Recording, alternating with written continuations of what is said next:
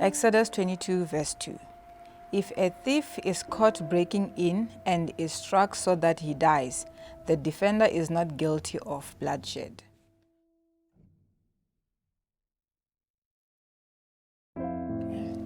One evening, my little sister and I went to fetch water outside the house just after 8 in the evening, and we saw this one guy. He was beating a young mother in front of her 4-year-old daughter.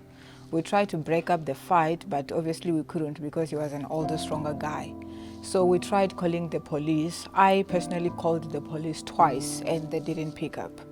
So obviously we couldn't do anything to the guy. We tried asking this one man to help and he said it's none of his business. So that's the kind of society that I live in, that things like this are expected and looked at as something normal, or people just look away and say it's none of my business, and the police don't even return our calls. If anyone does not provide for his relatives and especially for his immediate family, he has denied the faith and is worse than an unbeliever. So rape and murder are a serious issue in South Africa today.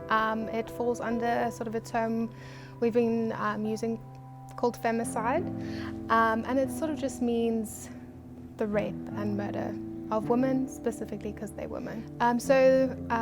Since 2019 to 2020, there's actually been a 1.4% increase in femicide rates. So the statistics say every 3 hours, a woman is either murdered or raped. It's with the heaviest of hearts that I stand before the women and the girls of South Africa this evening to talk about another pandemic that is raging in our country. The killing of women and children by the men of our country. Yes, so femicide in South Africa is actually being called a pandemic by our president, Mr. Ramaphosa.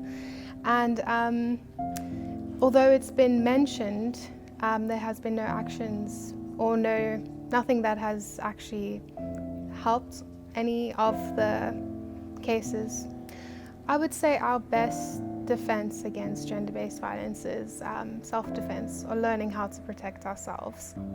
On the 25th of July 1993, while we were sitting in a church service in Cape Town, South Africa, there was all of a sudden a noise at the front door of the church, and terrorists stepped in with rifles, automatic rifles, and hand grenades, and they had attached nails to the outside of the grenades, and they lobbed them into the congregation of about 1,500 people, and they opened up fire with their automatic rifles into the congregation.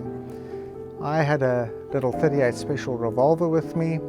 I returned fire at the attackers, and by God's grace I hit one of them inside the church and they ran out of the church. I then followed them by running out of the back door of the church. I found them at the getaway car and I shot some more shots at them outside, and they jumped in the car and drove off. 11 people were murdered that day inside the church with the attack, and over 50 were injured.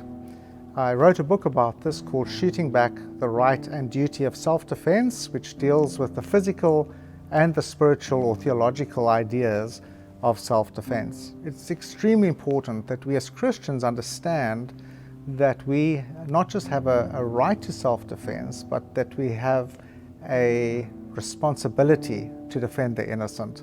And so we can look through the scriptures, which I refer to in my book Shooting Back, where one can read through what the Bible teaches on the issue of self-defense.